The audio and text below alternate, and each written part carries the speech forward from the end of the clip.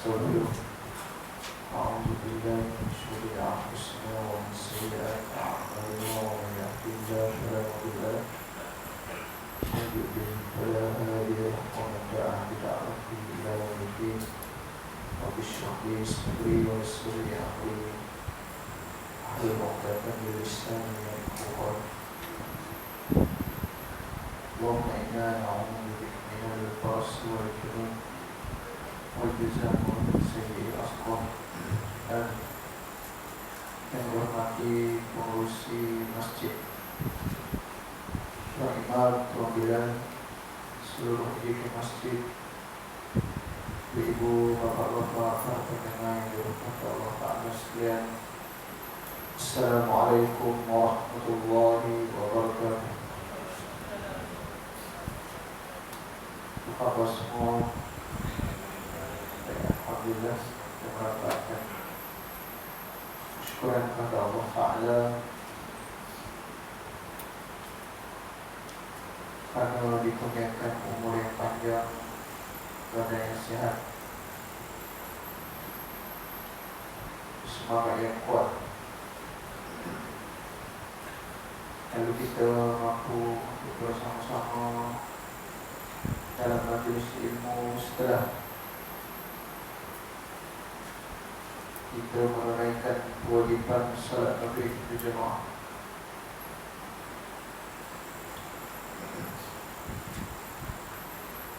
Alhamdulillah, juga kita merapatkan seluruh rasa syukur kita kepada Allah Ta'ala di atas nikmat-nikmat yang diberikan, sama ada yang kita rasa, yang kita tak dapat rasa, yang kita perasan ataupun yang tidak perasan,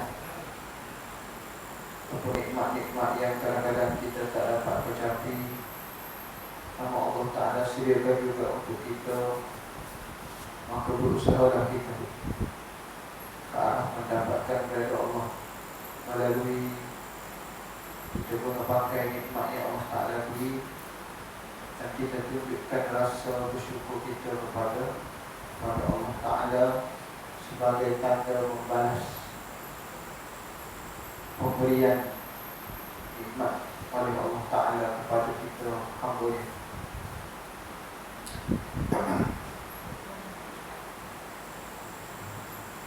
Jadi kita masih lagi di tajuk Perang Badar. InsyaAllah kita masih berada dalam ibrah ataupun pengajaran dan renungan Perang Badar. Perang ini suatu perang yang besar, satu perang yang pertama, kebanyakan ulama sebut perang yang pertama para muslimin menghadapi orang-orang musyrik. Dalam keadaan juga bilangan orang muslim waktu itu 300 lebih, 313, 300. Ada kata 300, ada kata 313 menghadapi 1000. Berapa kali ganda orang? Lebih kurang 3 kali ganda. Lebih kurang 3 kali ganda. Kalau main bola, orang lain sebelah pemain, kita ada berapa? 3 orang pemain, lebih kurang. Pernah seorang tu nak menang tu tak payah mimpi lah. Ini kau pula peperangan, tapi menang. Karena apa? Karena kuasa Allah Ta'ala.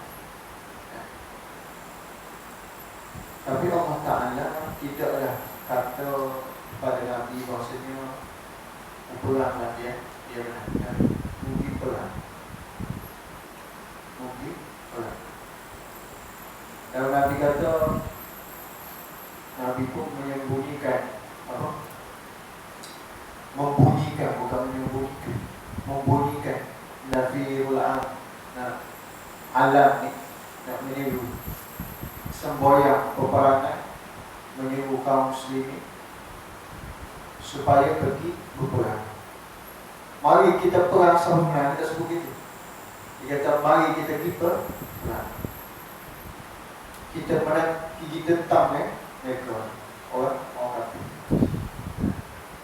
Sebab apa? Dalam Islam perang jihad fisabilillah, kita menang pun kita menang, kita syahid pun kita menang. Kita takut apa? Tak takut. Orang kafir sendiri gelap. Semangat apa yang ada di dalam tentera Muhammad ini, semangat apa yang ada dalam diri tentera Muhammad ini, sehingga kan mereka tidak takut pun dengan kita yang ramai. Ingat balik Abu Jahal ketika mana nak perang Badar ni, mereka berpesta pada malam hari. Pada malam hari mereka berpesta. Bukan seekor kambing dia tumbang, berekor-ekor kambing dia tumbang. Ya, buat dangdut dan karaoke. Sebab apa? Membayangkan orang Islam tak ramai, kita boleh menang. Oh, kali ni boleh bunuhlah Muhammad. Dampaklah kita ni, puak-puak ni kenallah kita. Dulu kita seksa ada yang kita bunuh, tapi segelintir daripada mereka kita seksa tak tergamuk. Sebab apa? Mereka tidak lawan. Hak ni betul-betul perang. Kita nak serang mereka, mereka nak lawan kita. Ingat, mai wala 11 orang lawan 3 orang. Rasa macam mana? Seorang jago confirm kena ada jago. Kalau tak, orang sepak bola daripada perusahaan tu masuk lagu. Confirm masalah jago. Penyerang seorang, back seorang, defend. Ayam dah lewat kita. Ayam dah kering 1000 lawan 300. Maka menang dengan pertolongan Allah Ta'ala. Disebabkan apa? Disebabkan mereka yang dipegang waktu itu ikhlas kerana Allah Ta'ala. Ini nak kata kita ikhlas kerana Allah Ta'ala dalam banyak-banyak perkara kita buat. Ya, kadang-kadang tak berjaya mungkin, tapi ada masa nak usaha kita buat tu, Allah Ta'ala waktu itu Allah Ta'ala bagi pahala pada kita. Tak tahu bila. Tapi Allah Ta'ala sayangkan umat Islam waktu itu. Dan mereka dibawa agama Allah Ta'ala. Dan Allah Ta'ala tidak akan membiarkan agama dia hilang waktu perang Badar. Tak akan biarkan. Kerana lagi ada bersama mereka adalah Nabi Muhammad SAW. Apa? Kita, Nabi tak ada ujian buat kita. Siapa nak selamat kita? Nabi tak boleh selamatkan, Allah Ta'ala. Kita yakin dengan Allah Ta'ala selamatkan. Ketika perang Zat Ar-Riqah, Zat Ar-Riqah ni satu perang yang jarang dicerita. Jarang saja. Sebab dia perang tak perang kita kata, tapi dia dinamakan perang. Dia ada beberapa perang ni dia tak perang, tidak sempat untuk berperang. Perang Bani Nabi tak perang juga, tak ada peperangan. Nak perang dengan buat Nabi Muhammad SAW ni, Bani Nabi ni, kerana dihasut oleh Abdullah bin Ubay munafik. Dia kata, "Man, kita perang. Aku belakang aku ni ada 2000 tentera daripada Mekah bersama dengan kamu jika kamu nak menentang Muhammad." Sedialah mereka nak perang. Tak sampai 2000 tu tak ada, tipu. Abdullah bin Ubay, bapa munafik tu tipu. Maka dalam perang Zat Ar-Riqah, kisahnya dia banyak kisah, 5 peristiwa yang ada dalam kita ambil satu, nak bagi contoh. Bila mana Nabi satu malam, Nabi duduk, sahabat-sahabat pakai idul belakang di satu tempat, siang maaf, tak ada waktu siang. Lalu bila Nabi macam tersengguk sikit, lalu dia tersedar tu, dia perasan pedang dia sedang berada di lehernya, pedang dia sendiri. Baginda Nabi SAW perasan pedang baginda tu berada di leher baginda. Yang sebelum tu dia berehat kat pokok, dia sangkut di dalam pokok. Jadi dia merasa ada pedang ni. Seorang Arab Badui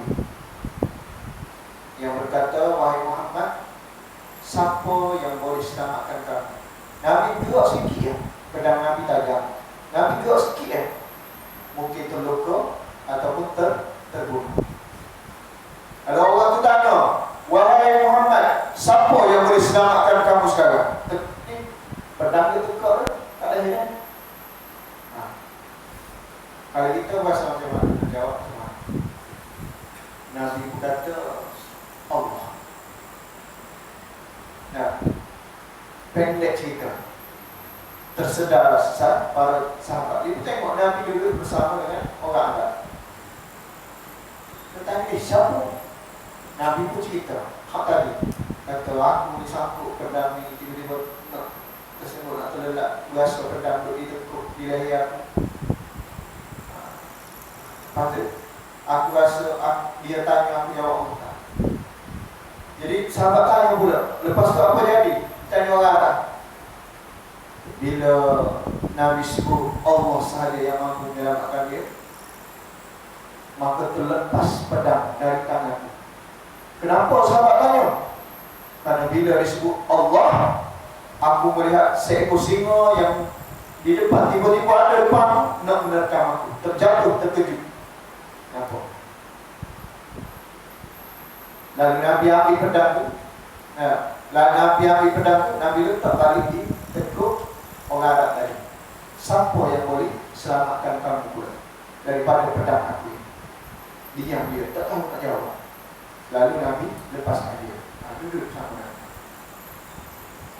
Dan cerita waktu gentir, waktu tidak gentir, siapa yang berada bersama kita? Allah Ta'ala.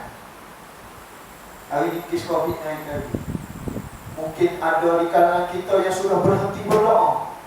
Mungkin ada di kalangan kita yang sudah berhenti salat hajat. Mungkin ada di kalangan kita yang rasa selesa, tak perlu dah minta dengan Allah Ta'ala. Sebab apa? Dah boleh datang masjid. Sebab apa? Dah boleh pergi kedul, dah boleh pergi tengok wayang, dah boleh pergi makan-makan dan sebagainya, lepak di pantai dan sebagainya, beramai-ramai. Kenapa? Sudah berhentikah kita bergantung harap pada Allah Ta'ala? Ujian masih berlaku. Ujian masih berlaku. Maknanya Allah Ta'ala nak kita sentiasa doa lagi pada dia. Jangan berhenti berdoa. Jangan berhenti. Jangan berhenti minta hajat daripada Allah Ta'ala.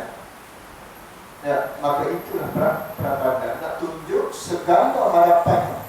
Main bola 3 orang lawan 11 orang boleh menang. Kenapa? Atas pertolongan Allah Ta'ala. Ya, main bola tu contoh tak ada. Mana boleh nak start game 3 orang lawan 11. Tak. Mana boleh nak start game.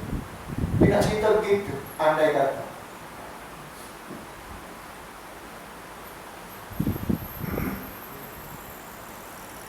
Dalam satu ayat Allah Ta'ala sebut dalam surah Al-Anfal ayat 9, istastawisuna rabbakum fastajaba lakum anni mumiddukum bi'alfin minal malaikati murdifin.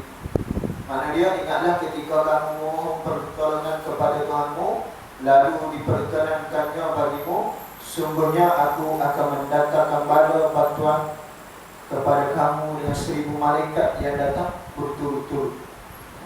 1000 malaikat yang datang berturut-turut. Allah Alam, bagaimana 1000 datang, 1000 pas 1000 tu Allah Alam, ataupun 1000 tu datang sikit-sikit.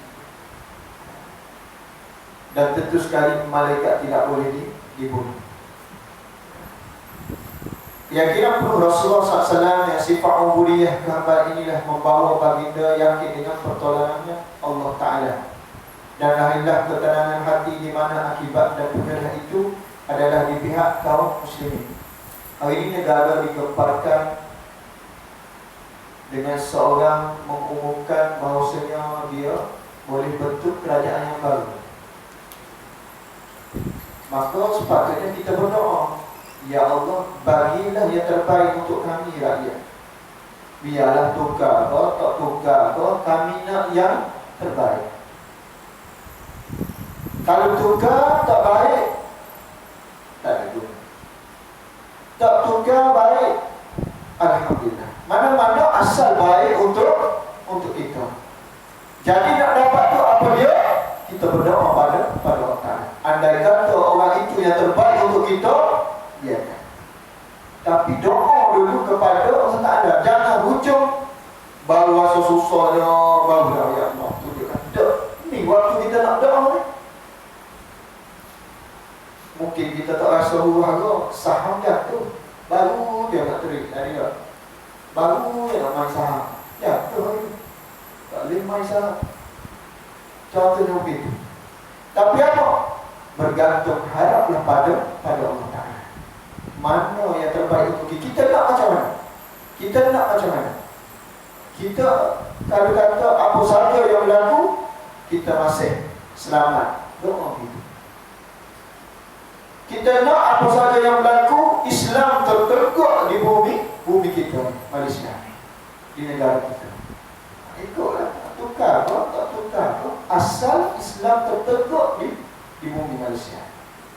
Yang itu kita kena bergantung harap pada Allah Ta'ala. Jadi tuan-tuan,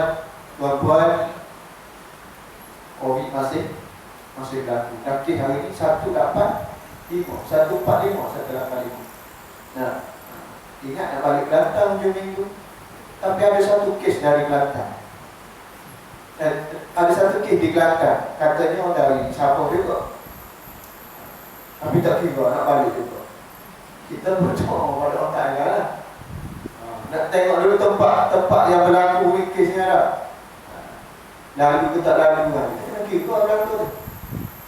Mungkin kalau tak jadi balik. Apapun berdoa pada Allah Ta'ala, mudahkanlah urusan kita. Ya, jangan tunggu waktu nak pegang. Tak apalah, Nabi tu, yang sahabat tu, dia nak pegang dah barang, tapi nak pegang, nak mati ni, betul lah dia doa. Kita tak, okey, tenang. Kenapa kita nak doa? Itu salah. Tenang tak tenang, senang tak senang, susah tak susah, kena bergantung pada Allah Ta'ala. Nak cerita, nak minum air, anda kata takdir yang tak boleh nak minum air, jatuhlah. Kata Allah Ta'ala kata, munasrah aku tak benarkan minum air. Tak benarkan ni dekat mulut ni, dekat dengan mulut ni. Kalau Allah Ta'ala kata tidak, maka tidak. Sebab tu kita minum air, kita baca Bismillah. Kita nak makan, kita baca Bismillah. Ada tak lagu kanak-kanak tu tak? Saya lupa nak makan Bismillah, nak belajar baca Bismillah. Budak-budak dia nyanyi, kita dengar rupa-rupanya betul. Baru nak makan nasi, lauk kambing agak dapat malam ni. Last kali nak makan yang orang telefon, mari ni ada benda nak settle ni, letak balik. Ada ke agak masuk dalam kereta? Tak ada. Setakat ni tak ada lagi dah. Kita yang gitu, ada kata dia tak boleh. Maka bergantunglah pada Allah Ta'ala. Cuba bandingkan di antara natijah ubudiyah ni rasa kehambaan. Kita rasa betul kita dihamba Allah Ta'ala. Betul kan, kita mengeluh lah, tak elok pun, cuma kita sebut Allah. Automatik disebut gitu. Kenapa? Naluri kita ni sebenarnya naluri kehambaan. Semula jadi fitratan nas sillati fataran nas, fitratallah sillati fataran nas 'alaiha. Itu makna dia agama Islam ni fitrah kita. Kita ni hamba tu fitrah kita. Khutbah salat Aidilfitri, tak sebut Aidilfitri. Fitrah tu ingat balik fitrah kita ni. kita adalah hamba Allah Ta'ala. Semula jadi kita nak pada Allah Ta'ala. Kalau kita ni pura-pura tak nak pada Ta'ala, tidak normal. Tidak normal. Bukan manusia yang sempurna. Nak manusia normal, ikut betul kata kita memerlukan sesuatu. Apa dia? Allah Ta'ala. Nah, memerlukan kita ni hamba, memerlukan Tuhan, memerlukan Tuhan, dan Tuhan yang tak lain dan tak bukan adalah Allah Ta'ala. Kena rasa gitu. Payah nak dapat rasa. Susah. Jadi Allah Ta'ala bagi guideline pada kita, panduan apa dia? Membuat segala yang aku suruh, aku tinggal segala pelala. Waktu masa depan mengingat pada aku akan ingat pada. Dan juga bersyukurlah kepada aku nanti Allah Ta'ala sebut. Maka itu sifat kehambaan kita. Nah, ya, bangun pagi-pagi cari nasi, buka saji, tak ada sarapan pagi. Siapa kita panggil? Siapa kita panggil? Bini nak. Yang mana lauk kambing semalam ada bawa balik lebih. Bini kata, Allah, bang tadi tak tahan bang, dia kata, habislah. Lepas tu kita gimana? Kita nak makan ni, kita gimana? Kedai. Kalau tak ada duit, tak gimana dah. Kalau kita tak ada duit, kedai pun kita tak pergi. Manalah nak aduh, susahnya tengok dan apa? Tu beras habis dah. Beras telur pun tak ada telur. Sayur tak ada habis dapur. Nak ceritanya naluri kita ni berkehendakkan sesuatu dan nak kena ada benda tu yang kita nak. Tidak lain yang tidak bukan Allah Ta'ala lah yang akan menentukan. Ini nak mari masjid. Cepat melambat Allah Ta'ala lah tu. Time kita nak cepat tu lah, ada lah lori depan lambat, lori lambat, penuh ni. Kalau kata nasib mula lambat hari sampai, dekat 2 baru sampai, mula lambat hari ni lambat.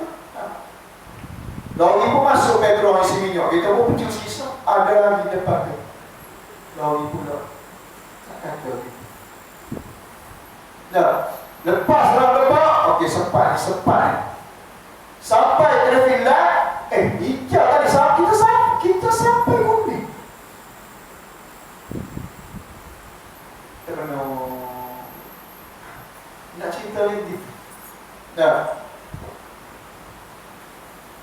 Hari Isnin dari KL pukul 5, jam airport 6 jam hujan lebat. Nak sampai rumah pukul 8 lebih.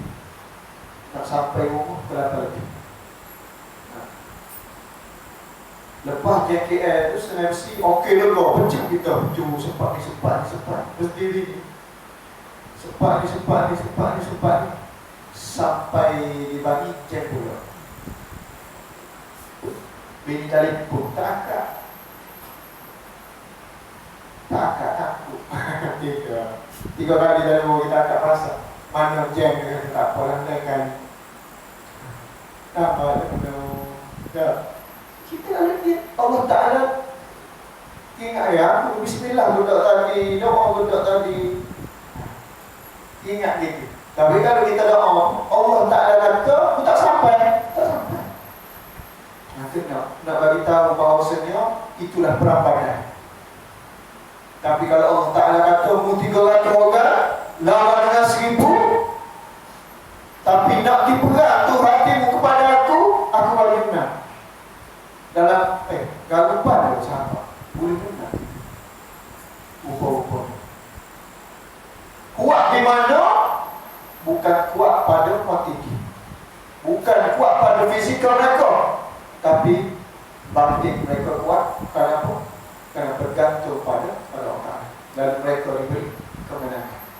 itulah kemenangan yang sebenar.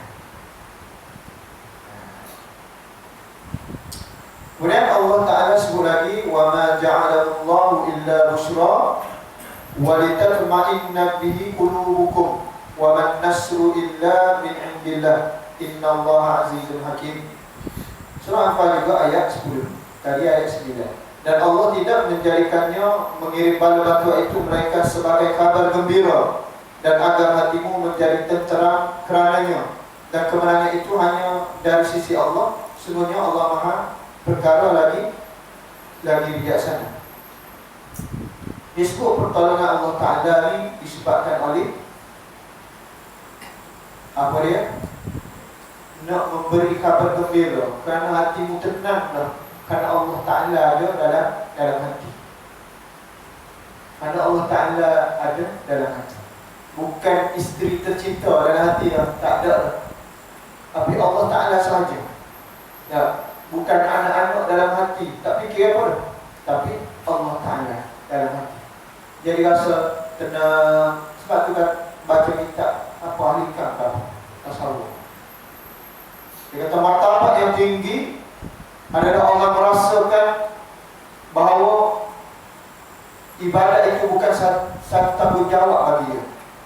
Walau ada salah faham, dia kata martabat tinggi kita tak ada tanggungjawab dah nak solat, nak puasa, tak ada tanggungjawab. Tidak, itu salah faham. Yang betulnya merasakan tak ada tanggungjawab itu seolah-olah yang dia solat tu bukan menjadi bebanan kepada dia. Dia buat dengan keadaan tenang, dia buat dalam keadaan senang, selesa, tak kalut dan sebagainya. Itu nak cerita. Nah, kerana apa? Allah Ta'ala dalam hati. Kemudian orang mati dan kehidupan mereka di alam barzah. Dalam pelang ini juga diceritakan tentang orang mati. Berdirinya Rasulullah SAW di tepi paduh perkebumian kaum musyrikin sambil berseru kepada mereka yang sudah mati. Ya, tanah orang musyrikin yang terbunuh. Sebagaimana yang dikatakan oleh Sayyidina Umar radhiyallahu anhu ketika itu memberi dalil yang nyata bahawa orang mati melalui satu alam kehidupan roh yang kita tidak pasti hakikat dan kaifiat cara-caranya. Sungguhnya roh orang mati masih merayau di sekeliling jasadnya. Dari sinilah kita membuat gambaran azab kubur dan nikmatnya. Namun begitu, kesemuanya tertakluk kepada teraju yang tidak dapat dipastikan dengan akal dan pencapaian dari duniawi. Tak ada orang tahu. Pernah seorang tanya Nabi SAW tentang tertaruh. Dan Allah Ta'ala Nabi SAW kata itu urusan Allah Ta'ala. Kita tak tahu. Ada lagi ke kat jasad dia tu, tak ke bumi yang dia ada lagi ke Allah Ta'ala. Kita juga tidak tahu. Ya. Baru ni terjadi peristiwa kubur berdarah. Betul berdarah. Ada kata minyak, ada kata air sirap, Allah Ta'ala. Tak tahu apa yang terjadi. Yang mula-mula keluar, dia kata balasan Allah itu pasti, janji Allah itu pasti. Step awal. Tapi itu imam kata arwah ini seorang yang baik, full stop. Arwah ini seorang yang soleh, full stop. Cukuplah, jangan disebar-sebarkan. Kenapa? Kita yang hidup tak tahu lagi suatu hari nanti macam mana pengakhiran kita. Mungkin itu fenomena alam bahawa keluar atau orang disengaja simpang dengan orang lah. Cuba positifkan. Sebab apa? Tuk Imam kata dah, kita ni tempat kita tak ada orang yang paling kita percaya adalah Tuk Imam. Percayalah Tuk Imam. Kalau tak percaya, kita tak ikut dia, betul tak? Full stop. Tuk Imam kata dia soleh, dia ada arwah yang baik, dah cukup. Jangan disebarkan lagi. Sebab apa? Perangai orang kita baca buku mastika, kubur tenggelam, kubur berdarah, tanah mendak. Itu balasan Allah Ta'ala kerana perbuatannya di atas muka bumi. Yuk tengok pula cerita nasib bilakan tanah kubur Allah. percaya dalam benda ini. Itu semua urusan Allah Ta'ala, kita tak tahu. Baca lagi buku Mastika, ada lagi buku. Nama dia tak baca ni. Baca lah tu kan. Bukan tak boleh percaya, maksudnya jangan terlalu rigid pada benda-benda yang sebegitu rupa. Boleh jadi ada yang betul, boleh jadi ada yang betul. Sebab dia cerita kau orang biasa, ulama, ustaz-ustaz ya. Tapi seeloknya janganlah menyebabkan benda-benda yang boleh menyebabkan aib pada keluarga si mati. Takut betul dia orang soleh. Orang nak belajar dia, kita tak tahu. Kita hanya tukang sebar. Hanya tukang sebar. Kalau benda tak betul, kita terjadi, kita hanya tukang sebar fitnah. Allah takut. Takut. Dapat dosa fitnah. Itu yang lain. Tak. Full stop. Doa yang baik-baik. Kemudian persoalan tawanan perang. Ada tawanan lagi. Menang dan boleh tawan lagi orang. Kelebihan, kehebatan waktu itu. Menang dan boleh tawan lagi. Tadi kamu 3 lawan 11. Menang dan boleh